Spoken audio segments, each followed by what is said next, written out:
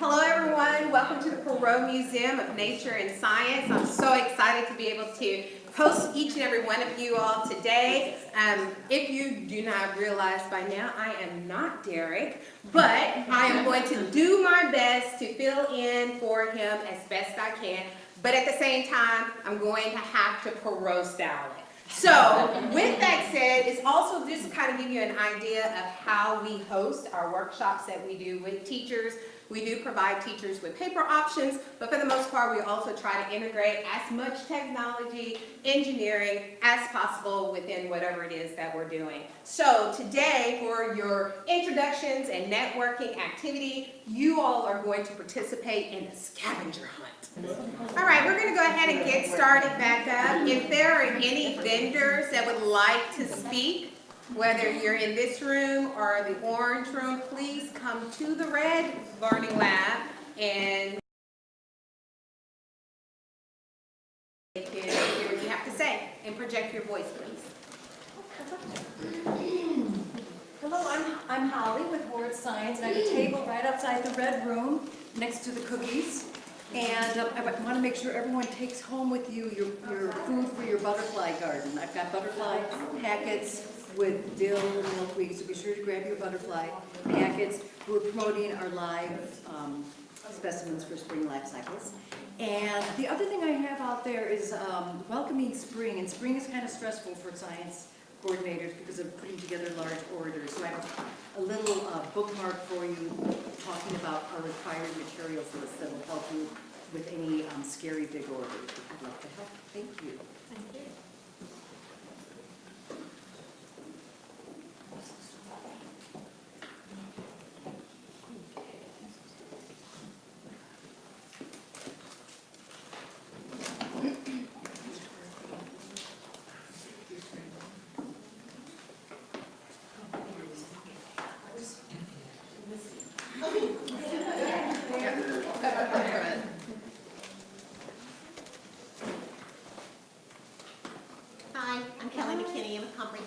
And even though we're digital, we actually, these are like hot off the press. I have a few catalogs that actually show some things. And I know it's an online world, but sometimes it is just nice to have paper to look at and stuff. So I do have a few of these if anybody would like to have one to look at. So that's all right. Thanks. No. You're good. Just a little bit. I'm Joel Palmer with Science Education Services. Most of y'all know me. I've been around a long time.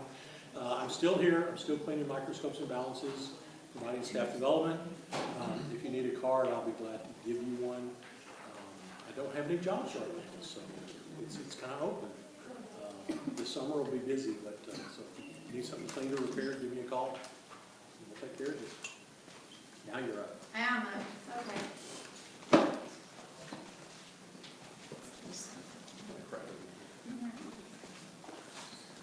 Seems so weird addressing both rooms. So I'm Jamie Long, your STEM Scopes account manager. Really big news if you didn't hear last month. Courtney Williams is now our Vice President of School Success, which means professional development. So a lot of you have district-wide purchases, and that makes you eligible for free annual training, especially for new teachers. So you definitely want to get on the books so that we can get you training this summer, especially for the streamlined standards and how STEM Scopes is addressing that. With the streamlined standards, I have 2 socials coming up. Denton is hosting one on March, sorry, I'm looking at this date. I think it's next week. Okay. Well, I'll find the date. If you're interested, let me know, but it's coming up. 28th. Thank you. March 28th. Thank you. There she is. Helping me out. Yep. Oh, 29th, right? 29th in Denton. And then in April, the Denton one will be lunch. And then in April, on April 2nd, from 3:30 to 5:30, we're hosting an evening social from like 4:30 to 6:30 at Eagle Mountain, Saginaw. So if you're interested, let me know. RSVP for that. If you have STEM summer camps, we have our dive-in engineering. We're doing some new pricing. So if you're looking for engineering prototyping, this is our new product. Let me know how I can help you with that. And if you have any questions about Streamline, if you're needing your renewal or anything, please contact going on right now where we were dropping the prices if you renew through 2022. So come see me. Well, good afternoon. I'm Jackie Amos with NSTA. I think the one thing I want to say is that our new catalog is coming out. You might have gotten it, a few of you. And we're excited about all the new authors we're adding. We're adding a lot more information in elementary. And also we're adding more Spanish at elementary, which has been a concern I've had for many years with NSTA. So we're excited about what's new coming out. We're expanding the literature section quite a bit. And of course, ADI, we're excited about the new books coming out of ADI that will be soon, so I'm told. But we look forward to working with all of you. Thank you so much.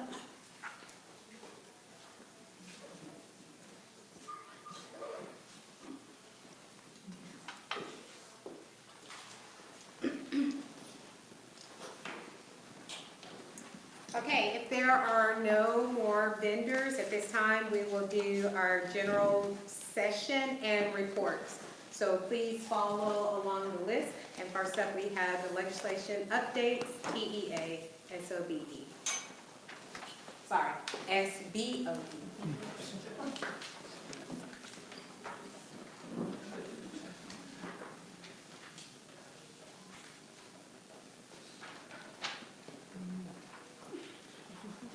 So no one in the red learning lab is moving. If you're in the orange learning lab, you have to come over here and talk.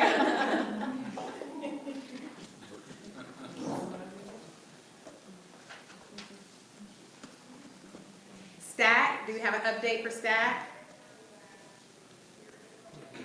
Oh, a staff. Oh, is Jamie over there? Okay. If anybody is interested in volunteering for being on the mini-cast social, where am I talking? Yes. Walk right here. It's right here. I'll just get right here. I don't want to be too close. I don't want larger than life.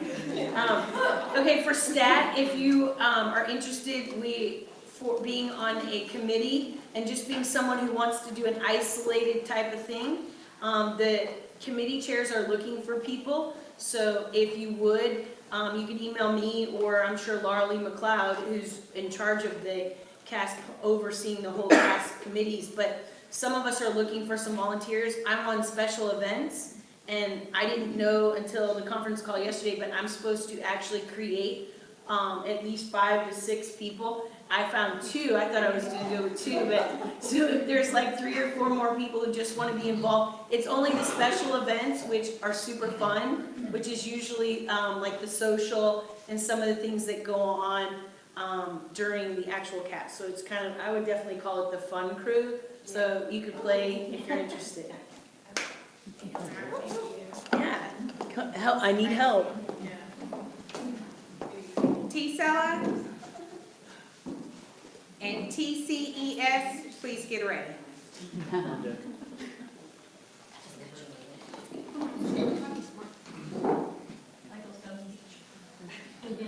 T-Cella update, we recently had our winter meeting on March 2nd, March 3rd. Went really well. We introduced a new learning perspectives on science education. We're going to do a slow chat book study, and we're actually going to launch the questions for chapters 3 and 4 on Sunday night. So if you're on Twitter and you follow T-Cella, you will see it. And the hashtag to that will be TechSciEd Slow Chat. So that'll be kicking off and running all the way through the beginning of June, and we'll have some wrap-up piece at our summer meeting, which I was hoping to have a date confirmed by today, but we're having confirmation of space hiccups, so we'll let everybody know just as soon as we know. Can you tell us the city that you're thinking about? We're looking at Austin And maybe they're not? in June. Okay. In Austin, yes. June in Austin, we would like to have TEA be able to come get a science update from the science department. So That's what we're looking at, and that's what I have for T-Cella right now. Do you guys think you're looking at a Friday again? We're actually kind of looking at a Wednesday. Okay, because I don't know if, I think some of us on Fridays, they go to like, 410s or whatever. Yeah. So I was just wondering if we could look at other days than Friday. So we polled everybody at the winter meeting, and the largest number of responses was if we could do it on a Wednesday, Oh, because cool. on that Thursday, where it was previously, it was like the last day of contract for a lot of teachers, Oh, and they couldn't really, they had to be at work and check out, kind of. And then Fridays were bad. okay. Like everybody said we're off on Okay. Friday, so Cool. we're actually trying to get a Wednesday, which is making it a little trickier, but we'll see what happens.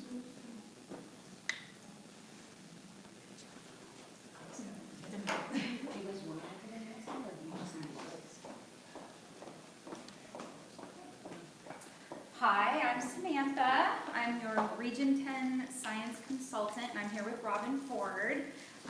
So just some reminders about the summer, because it's coming up a little bit faster, I think, than we think. We're going to be doing some road shows this summer that are open to our districts that play in the co-op, if you will. We're going to be in M.A.S.S, Greenville, McKinney, Crandall, and Sherman all throughout June, July, and then the very, very beginning of August. So if your teachers are looking for professional development to fulfill their hours, the road shows have sessions that are 3 hours in length, so they can go to 1 or 2 depending on how long they spend. Each one of those road shows will look the same. So if you come to M.A.S.S and then you go to Crandall, you may be highly disappointed that there's nothing new. So they're all the same. In other areas, we are working on our buildings. We're still renovating. Abrams is underway. Our Abrams building is looking good. They're making it more open, and they're making spaces for coordinators and supervisors to come, and if you would like to kind of watch a session without walking in and being like, oh look, there you are. They'll have some viewing areas in the back of our conference room, so we're looking really forward to it. A lot of flexible seating, a lot more meeting areas, and then they'll start doing the same thing to our office area at Spring Valley in about September. So we're going to be one building-ing it for quite a while. And the last time I mentioned that we have a new system coming out for teachers and coordinators and all of the above to find sessions that they would like to attend, whether it's dyslexia, science, mathematics, whatever. That's going to be released April 15th. We will have a new system. Just kind of on a side note, just to be aware that if your teachers are having trouble finding past registrations, to contact us. Please don't panic. Because as we know, when you switch to a new system, things like to get lost. So in the meantime, kind of a proactive step that we've asked our districts is to make sure that teachers are saving their certificates from past trainings, just to ensure that that doesn't happen. But if it does, just to please contact us calmly, and we will help them as quickly as we can. All right? Thank you.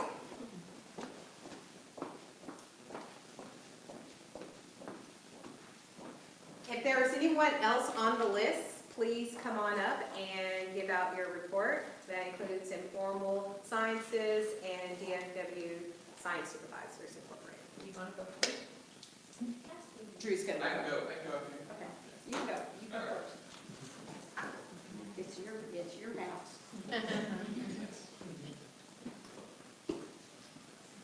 Hi, I'm Drew from the Professional Development Department here at the department here at the Perot Museum. We have a couple PD opportunities coming up that are open to the public on April, I already forgot, Mary, is it April 21st? Yes, sir. Thank you. April 21st, we have a geology tour of Dallas-Fort Worth, and also we're going to give away some more of our kits and train the teachers that attend on how to utilize those in the classroom. It's a really great workshop with some Perot staff, some of our senior mentor teachers, and Mary and I. And additionally, we have our life science workshops that are on April 14th and April 28th. Those are 2 Saturdays from 9 to 3. Same kind of deal. We'll have some Perot staff, some senior mentor teachers, and Mary and I to lead those workshops in Fair Park. Additionally, the applications for the Institute are now open. It's rolling admission. You can find those applications on perotmuseum.org. And because it is rolling admission, if you have teachers that would like to apply, it would benefit them to get those applications in as soon as possible. Other than that, if you have any questions about PD we do or anything about the Institute, feel free to email us at teacherworkshops@promuseum.org. Everything you need to know is on your little handout in the middle of the table. And there's flyers outside the hallway. Thank you.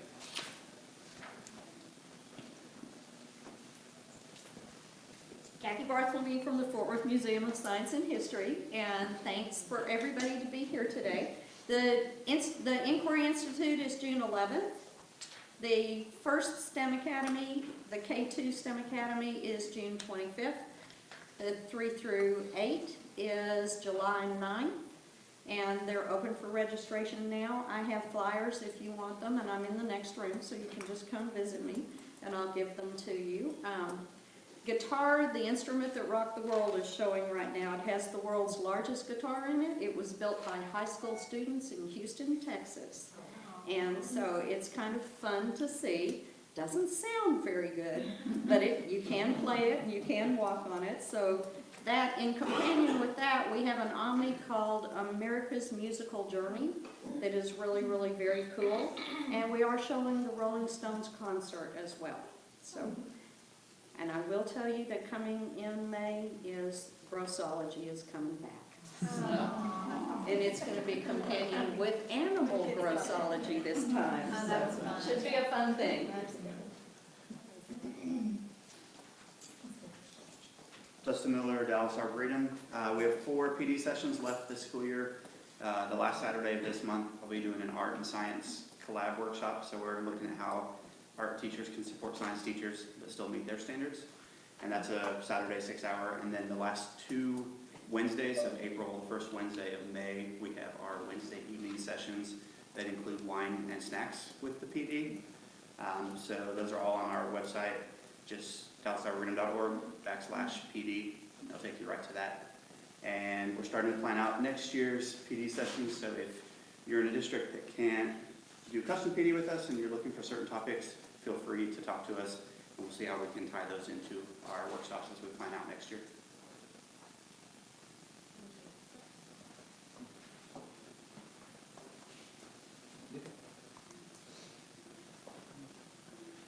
Hello, Colin Johnson with the Dallas Zoo. We have 4 Saturday workshops left for the end of the year. April 7th, North American Wildlife Expedition. April 28th, Wilds of Africa. May 5th, The Zoo, The World in You. That's an early childhood one. And May 19th, we have Project Wild. And then we have our Texas Horned Lizard Expedition, June 8th through the 10th. And our Summer Science Institute is June 11th through the 15th. Thank you.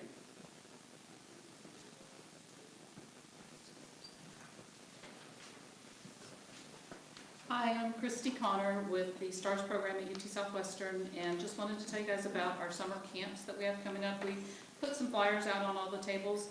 The camps are for teachers and students. They're professional development for the teachers, an intro to the topic for the students. So we're offering biology, chemistry, and physics, which we've done for the last several years. And this year we're piloting a new shorter version of our camps, and it's a 1-week biotechnology camp. Teachers are paid a stipend to participate. If you're not familiar with the format of the camps, we have 2 master teachers who work with 10 teachers, who train and coach 10 teachers. And then they get to practice by presenting that material to 30 students that we bring in. So for biology, we'll have 30 rising 9th grade students will be taking biology in the fall. Applications are being accepted right now, and the deadline is April 1st. We'll accept 10 teachers and 30 students into each camp, so please share that information with your teachers. Thanks.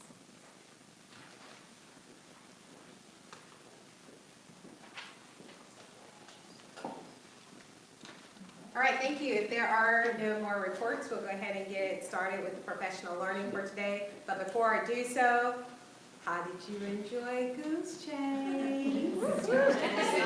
Good, awesome. Is there I'm so glad you asked. I'm going to actually show you all.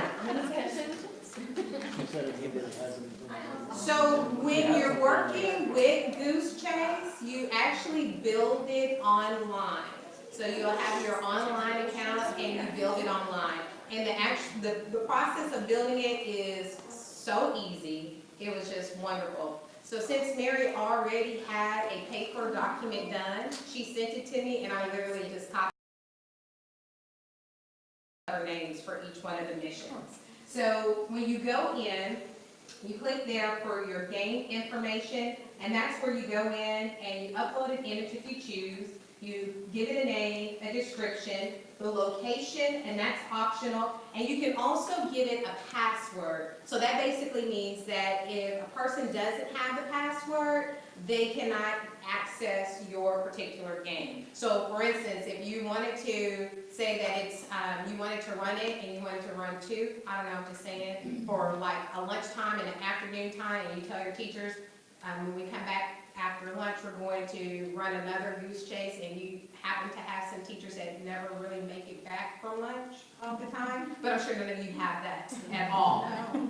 You could offer another password, and so that's where you, so they can't be like at Starbucks chilling, saying, yep, I did it, y'all send me your pictures kind of deal. Then once you go there, you click where it says mission, and the mission is where you go in and you add each one of your activities, and you just click the insert button and you name the mission, and you determine if you want it to be a photo or video, text, or GPS location, and then you just save the changes. And when you save the changes, it'll just put it in queue with all of your other ones. For the teams, you can decide if you want them to play on teams or as individuals. And then you can pre-create teams, which is the option that I did, so that when you all came in, you just automatically picked the team, found the people on your team, and went out and had some fun. Here's where you actually start, so you can determine how long you want it to go, 30 minutes, 45 minutes, you can go 7 days. And in some cases, I think I heard someone say that you could even go longer than that. Not really sure. My option has up to 7 days. But I did see, heard of a person who had one that was ongoing, and he was up to a couple of months.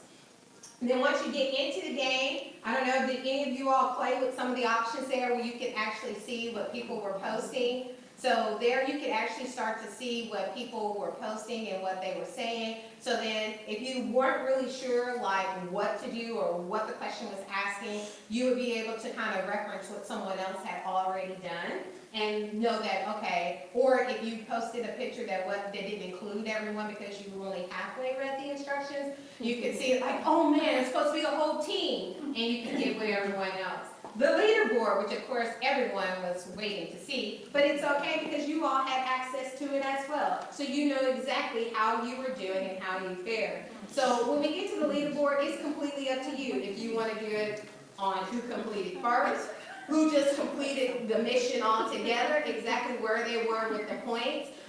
You can also decide how many points to give each mission. So we just basically said that all the missions were the same. But some missions you may decide way heavier than others, and that is your choice. So like I was saying earlier, this is Goose Chase, and just another way to digitize a scavenger hunt. With that said, let's get into the PD for today.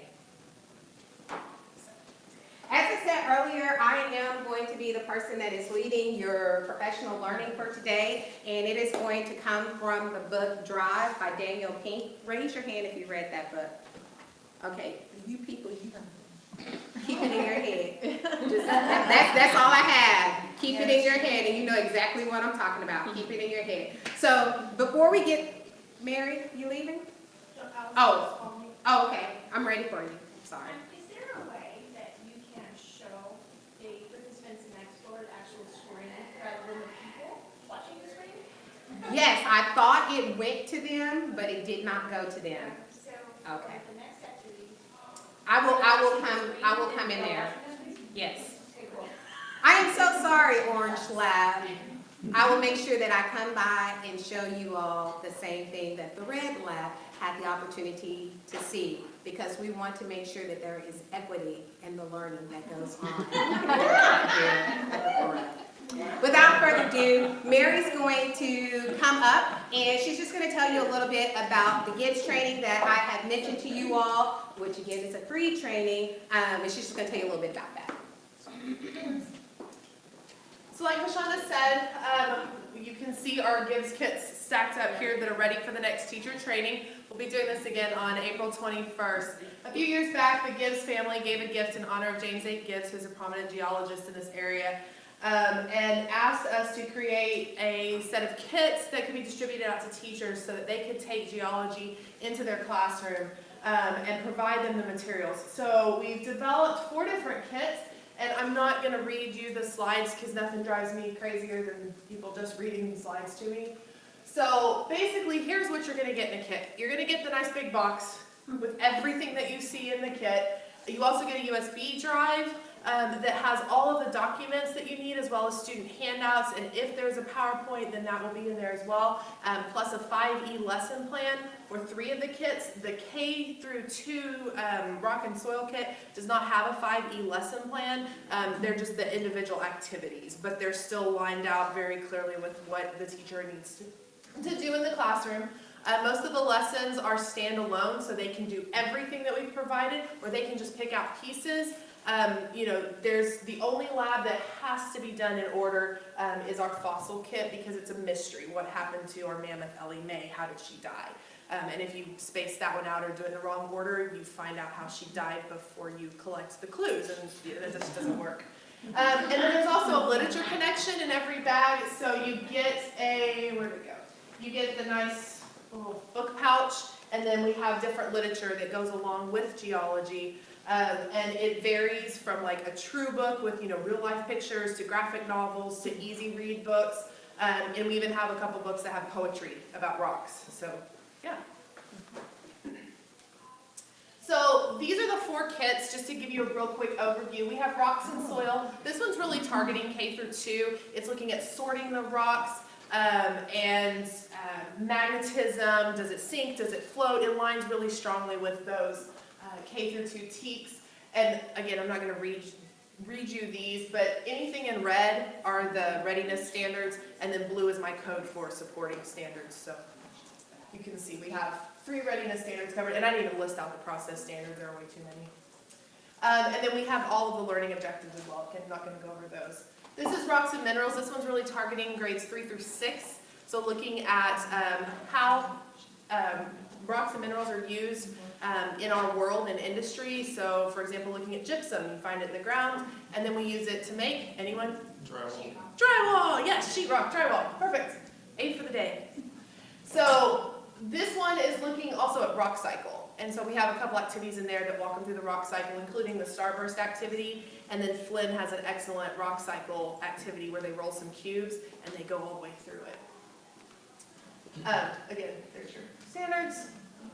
Then we have our fossil kit that I was just mentioning. This one is all about what happened to Ellie Mae. If you missed her, she's up on level 3 right underneath the stairs, so you can check her out before you leave. She was found in this area. Anyone know where? Yeah. So she's named after where she was found. She was found in Ellis County in the month of May, so they named her Ellie Mae.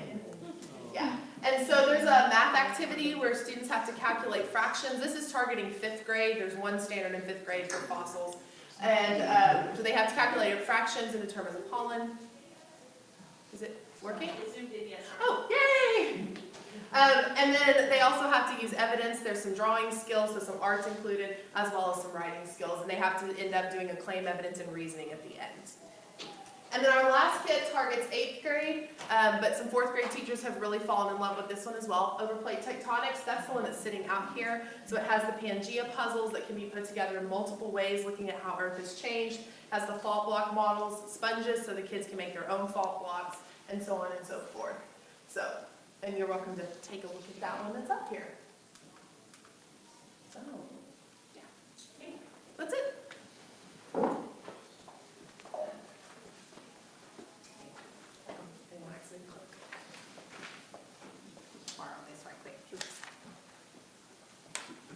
I'm holding it up because this is what they can see. I gave you all this sheet right here, and it is basically a Padlet that I created, and everything that you need, like you can access the PowerPoint, it's on this Padlet. We are right now streaming live.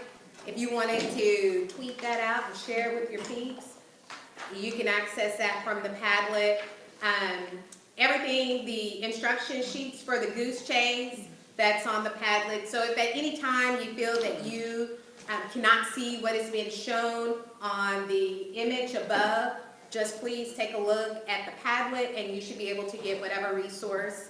And if for any reason there's something that we did not include and you're like, hey, Vashonda, I really would like to have whatever, you can let us know in this meeting and we'll dump it on the Padlet. So it's kind of the same thing as using a Google folder, but I just kind of like it visually. It's appealing to me. So that's what we have right now. So without further ado, one of the things that in Drive, what they are talking about, of course, is just looking at how we go about doing the things that we do every single day. And so to begin this presentation, I'm going to have Mary come up and work with the red lab, and Drew is going to come up and work with the orange lab, and we have a little activity for you. So you may want to clear just a little bit of space. They're going to bring you some supplies, and then they'll provide you with the instructions on what to do next. Both rooms were given the exact same challenge, except with a tweak.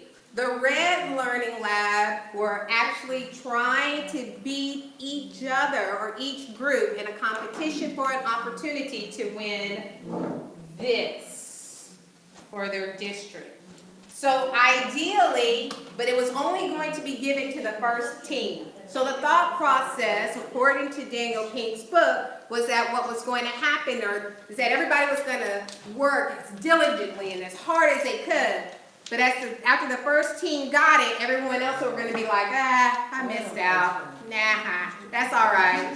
It'll get on there some kind of way. And so, however, Mary tells me that y'all all, this whole room, overachievers, intrinsically motivated individuals, I love it.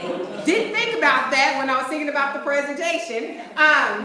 Y'all kept working, and that it was more kind of like, oh, yeah, I got this kind of deal.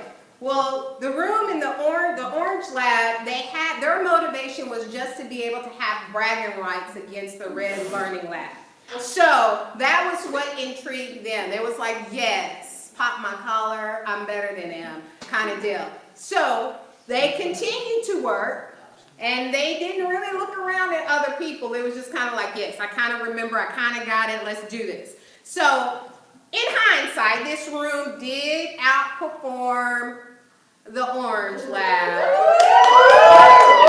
Y'all did. And I can't remember what the times were, but I want to say that y'all were about a minute apart from each other. But then I guess that kind of goes to show that, you know what, maybe sometimes those carrots do work. Have anyone read Daniel Pink's new book that just came out, When? That has to do with the scientific evidence for when you are most optimum in your operating or when you're functioning or when you're doing things. And depending on exactly what it is that you're doing, depends on the time of the day that you will function at your best. So I'm hypothesizing that this group right here, y'all just function really great after y'all eat lunch. That's what it is, and that's why y'all did so well. But if I had done this the first thing this morning when we first came, the orange room would have beat y'all because they function better in the morning. So that's what I'm going with. Thank you, Daniel Pink, for bringing that back together. So now, this particular video, or this particular image, I know that y'all are already saying, oh, here we go again.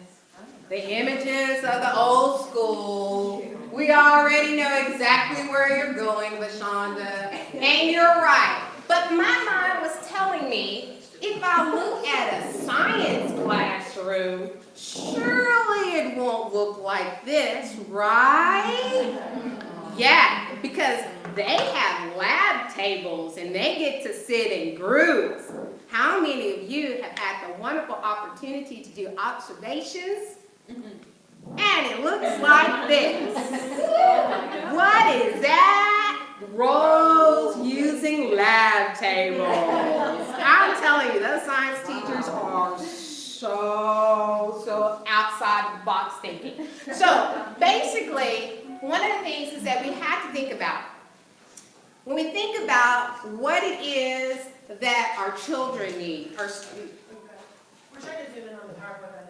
oh, okay. Continue the rest. In order, as we're trying to figure out what it is that our students need in order to become these collaborative, critical thinkers, we also have to think about what is it that our teachers need. So many of us are so focused on what we got to get for the kids, what we got to get for the kids, what we got to get for the kids. But the reality is, regardless of what we give to the teachers, once they close the door, we don't know what's happening. They don't have a camera in their room, basically broadcasting it live on YouTube. So we don't know.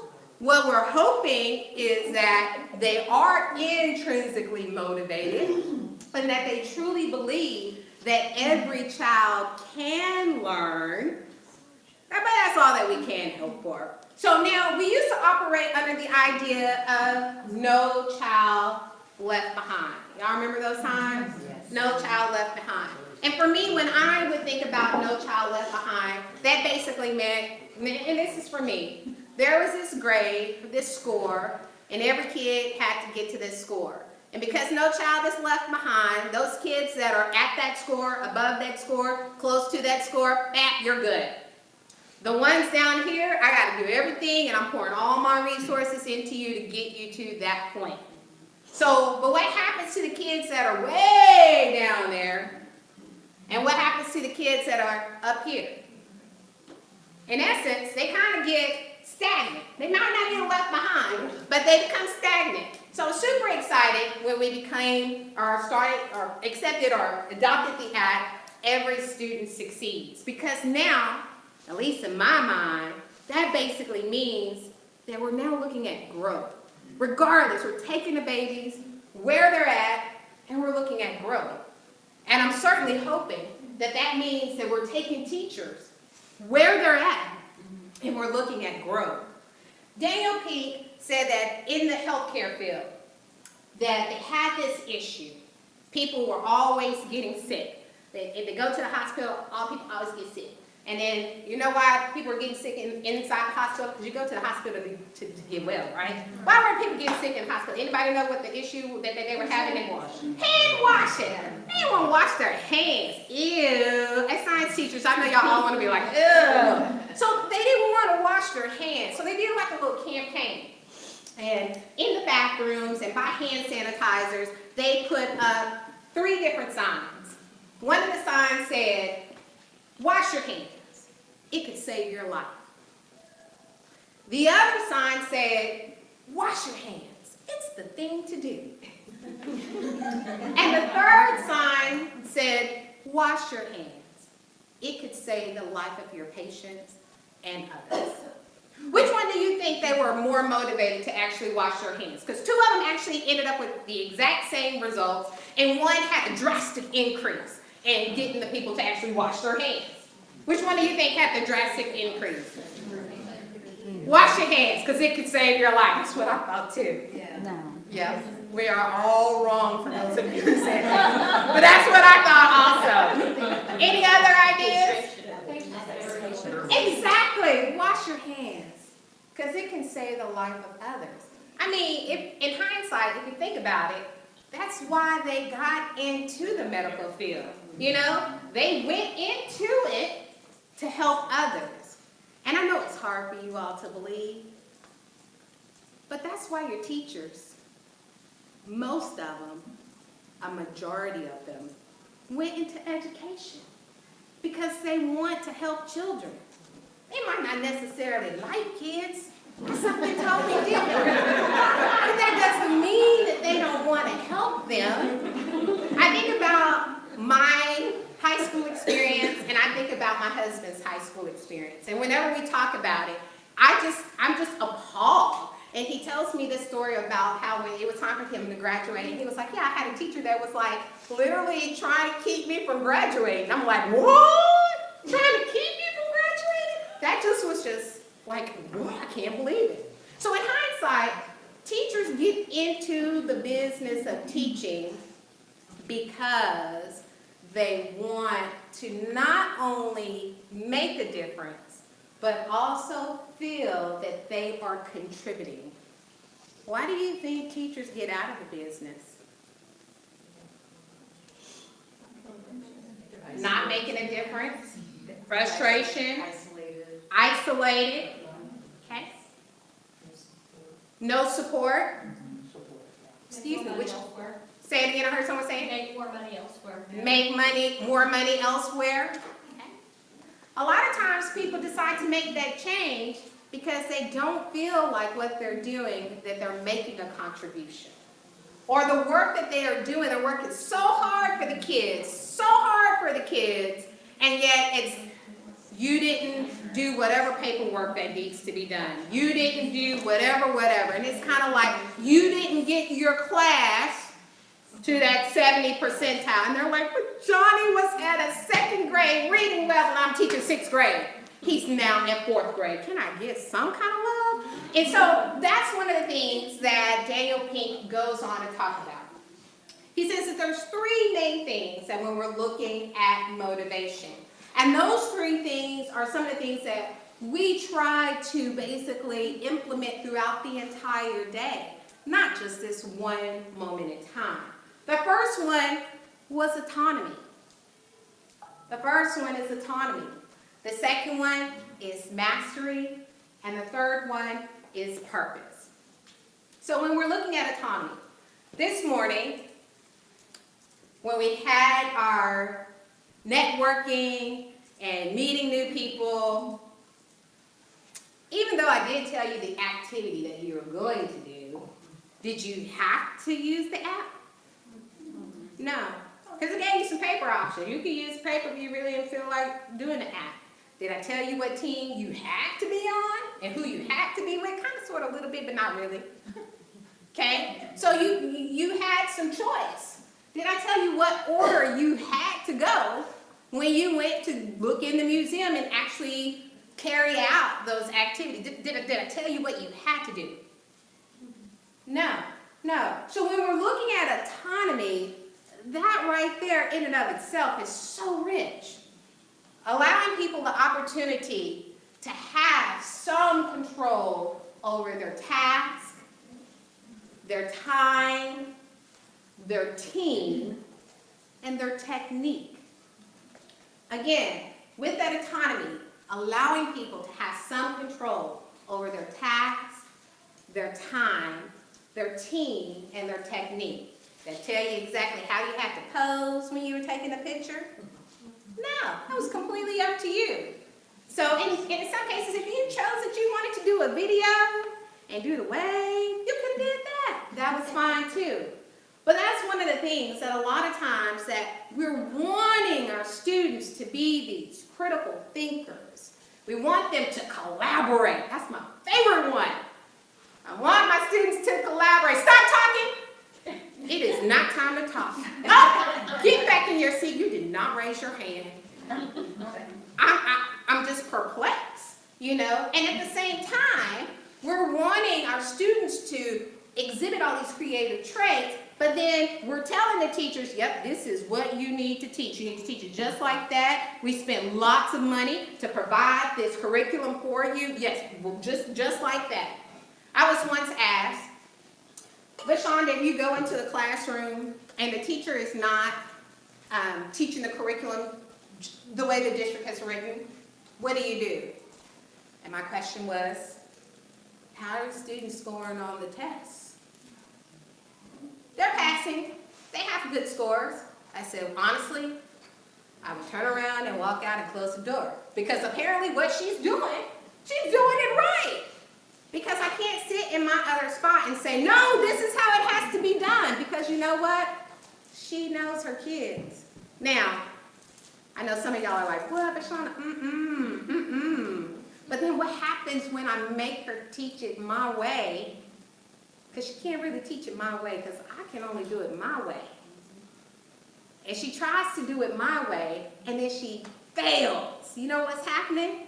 She's blaming that stuff on me. And see, at least by letting her do it her way, and she succeeds, I can say, great job. And if she does it her way and she fails, and I can say, say, yep, this is what I'm gonna need you to do. And at that point, because I gave you autonomy, you know, and I'm not saying that it has to be full autonomy. You know, Google has it where they allow their employees to have 20% of creativity in their time frame. So in a given week, they're given 20%. Within that 20%, they do whatever it is they want to do.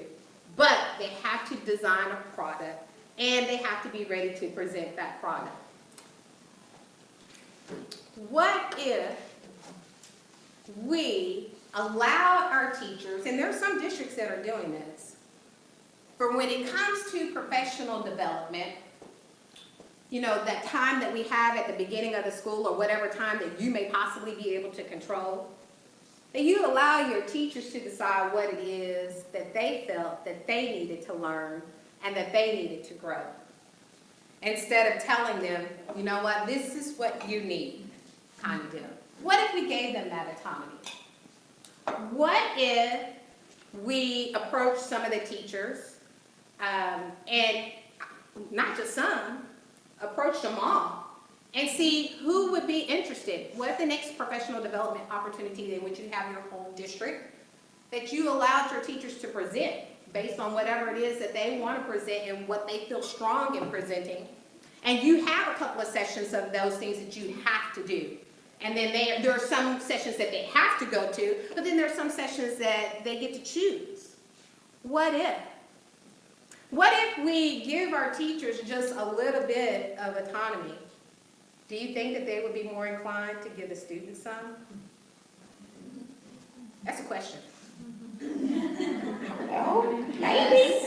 Okay. Because I mean, sometimes the teachers, you know, their supervisors are mean. I'm so sad. And then they go to the students and they're mean, and it's just so sad. And then the student walks home and kicks the dog because he's mean. It's so sad. So the last one, yes. I can comment, I feel our district makes very huge strides we have like a conference style. So they have a lot of trips. But I would not necessarily say that now that it's been a few years of doing that, I think we're at 5 or 7, that I would say that necessarily has directly transferred to them letting loose of the reins in class. Now, it has definitely changed their surveys that they like the PD more. Mm-hmm. I think the content and the pedagogy is improving, but I don't necessarily think that it's transferred for them. Yeah. Yeah. Yeah, so that's just, I mean, a comment. I don't know, but some of you all do conference style. We do conference style. Yeah. Yeah. And do anyone else see it like starting to kind of, do you still feel like your teachers are holding the control reins very, very tightly? I think it's teacher by teacher. Yeah. I mean, there's some teachers that are doing really good PBL stuff, and there's a lot of open choice for students and, you know, all that kind of stuff. But then we've also got some other cheats, like pockets. Right.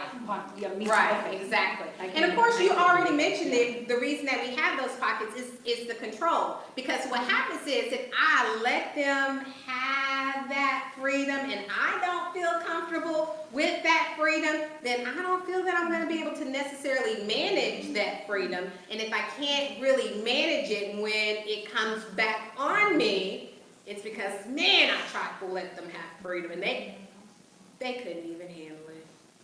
They couldn't because Vashonda, these kids, Vashonda, these teachers, Or they'll say the scope and sequence. Like they say there's not enough, they use time.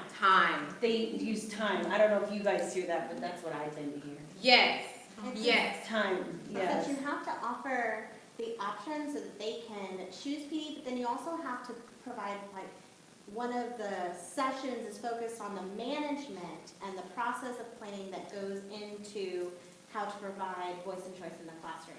So we're doing this for you, and then these are the steps we have to take to create something that you could go and choose. So when we're looking in the classroom, how can you take this to your classroom? Because just giving us choice is like going into Walmart. Just giving us choice and being able to walk around Walmart, that is helpful for my world, my Walmart, but when I go to someone else's Walmart, it throws me off entirely. I have to learn the layout and how to navigate. So because they are able to choose within our PD structure, our conference structure, does not mean they know how to replicate it in a whole different world. They need to know what process we used to plan it for them, so they can do that for their kids. And that actually kind of leads us into mastery, but it's also kind of like a springboard into thinking about that, is that what I just heard you saying is that I had the opportunity for several years to teach first-year college students. And they would be taking biology for majors. And this is the cream of the crop, because they are taking biology for majors. Yeah. Oh my goodness. And that's exactly what happened.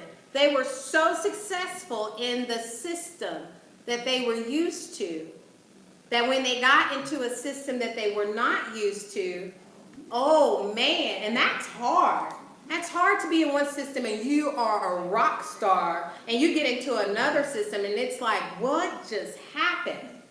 So then that means that us as leaders, we have to figure out a way so that our teachers and our students are successful regardless of where they're at, and that they're able to achieve the mastery. Because why is it, who does something other than education on the weekends and they get to pick whatever it is that they want to do, when you get to pick what you want to do? I mean, I'm keeping it real, because sometimes you don't get to pick. Anyone do anything other than education? Instrument players? Oh, there we go. What we got? I go roller skating with my daughter. Oh, I love it. When you said it, I just saw you rollerblading like on a team. Not roller skating. I love it. I love it. So now, Samantha, I'm going to up the ante just a little bit. I'm going to up it just a little bit. She is on a rollerblade team. What? Yes, a roller derby. I mean, she has knee pads, arm pads, and she's elbowing people. Oh my, can y'all see it? Oh my goodness. She is going. Her hair is blowing in the wind. She has a ponytail. Can y'all see that? Oh my goodness. She's saying the smashing. Exactly. So, what would make Samantha go and do that every other weekend? I mean, and every other weekend she gets home and she's like having to ice down everything because the reality of her age has hit her. I'm not saying that. That's really for myself. That's for myself. I'm telling y'all that it's for myself. And yet and still, you know, the hubby comes in and it's like, why do you do this every weekend? I don't know. And yet next weekend, she's getting the skates on and she's headed out the door. Why is it? Why is it that we do things that we continue to learn? Why is it that we continue to seek out things that we don't know a lot about?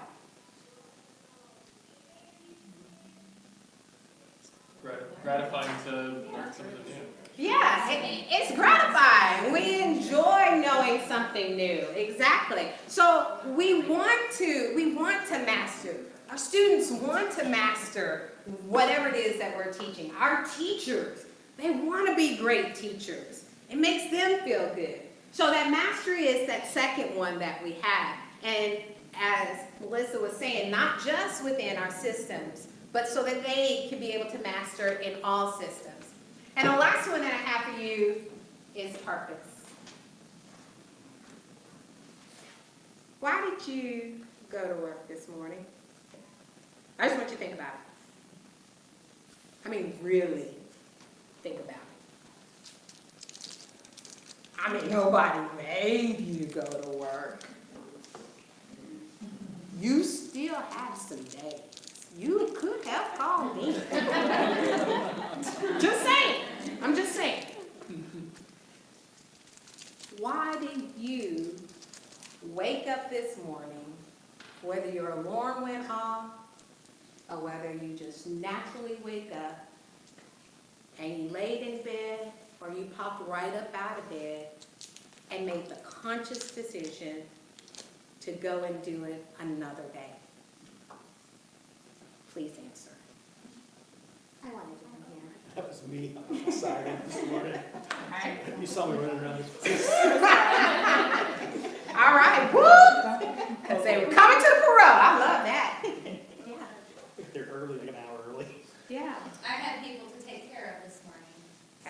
take care of? Take care of teacher needs.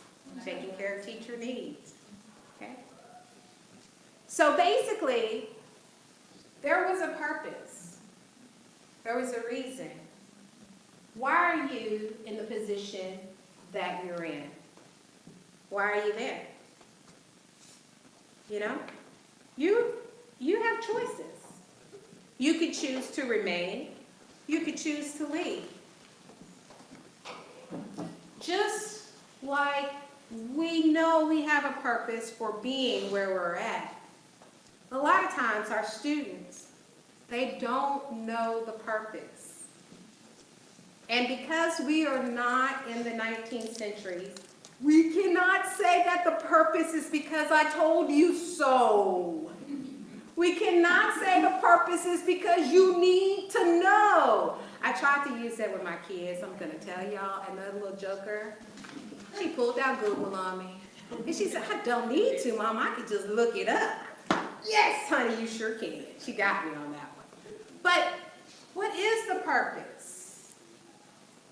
That's one of the things that we have to help our students as well as our teachers. Because sometimes our teachers, they don't know the purpose. They know that they want to teach kids, but they don't know the purpose for teaching kids. That the purpose is not that they make a magical grade, but it is truly, truly, truly that each individual child does what?